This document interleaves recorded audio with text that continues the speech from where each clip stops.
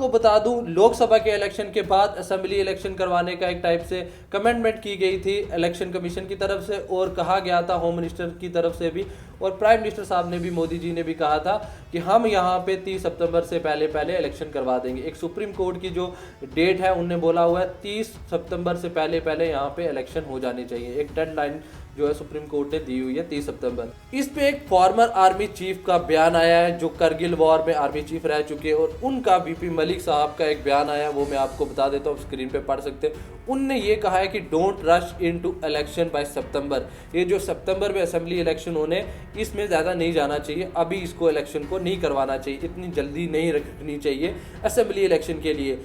इसके बाद इनने ये भी कहा है कि ये जो जम्मू डिवीज़न में ये जो हुआ है, जिसमें आपको पता ही है रियासी में जो अटैक हुआ था, जिसमें हमारे तमाम जो देखा जा रहा था कि ये जो श्रद्धालु थे, ये जो यात्रा करने आए थे, उन पे बस पे अटैक हुआ था, जिसकी वजह से इन तमाम लोगों की जान चली गई थी।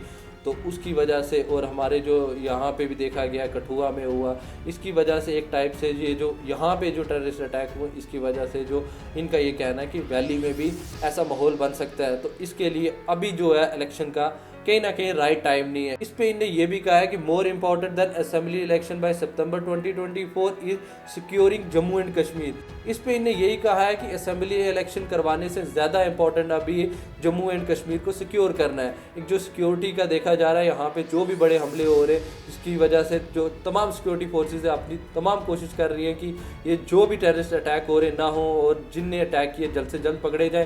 तो ये जिसकी वजह से ये जो आपको बता दूँ, इनका यही कहना है कि असेंबली इलेक्शन को अभी इतना रश नहीं किया जाए कि असेंबली इलेक्शन 30 सितंबर से पहले पहले करवाए जाए, इनको एक्सटेंड कर देना चाहिए। इसमें इनने ये भी कहा है कि postpone election by a year, कि आप एक साल के लिए इलेक्शन को पोस्टपोन कर दीजिए। मतलब ये जो 30 सितंबर को इलेक्शन होना है, इसको कहीं ना कहीं पोस्टपोन कर देना चाहिए, क्योंकि जो हालात देखी जा रही है अभी जम्मू एंड कश्मीर को सिक्योर करना ज़्यादा इंपॉर्टेंट है। एक तरफ से ये जो जनरल वीपी मलिक ने जो बात कही है, कहीं ना कहीं ये चीज़ भी इंपॉर्टेंट है, ये बात भी एक टाइप से सही कही है इनने।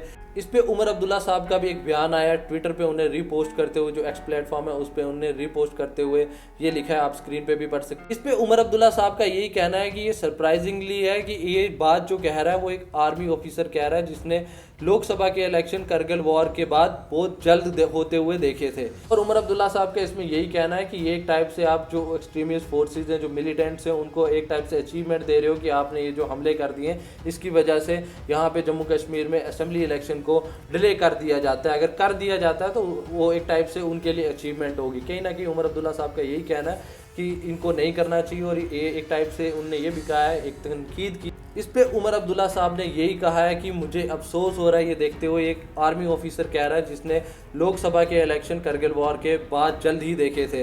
तो कहीं ना कहीं उमर अब्दुल्ला साहब का कहीं ना कहीं यही निशाना है कि भाई ये जो इलेक्शन आप बाद में करवाने की बात कर रहे हो, ये बाद में नहीं होने चाहिए, ये अभी होने चाहिए।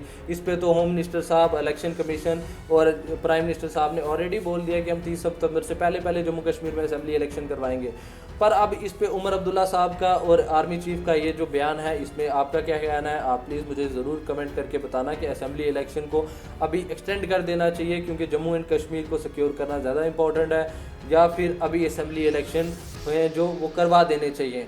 इस पे आपका क्या कहना है? क्या आपको लगता है कि असेंबली इलेक्शन जल्द हो सकते हैं? क्या जो चीफ इलेक्शन कमीशन ने ये जो बात कही थी कि हम 30 सितंबर से पहले पहले इलेक्शन करवाएंगे, क्या इलेक्शन हो जाएंगे 30 सितंबर से पहले पहले, या फिर इसको एक्सटेंड कर दिया जाएगा? इस पे आप ज़रूर अपनी राय भी रखना। बाकी आप सबका बहुत बहुत शुक्रिया मेरी ये वीडियो देखने के लिए।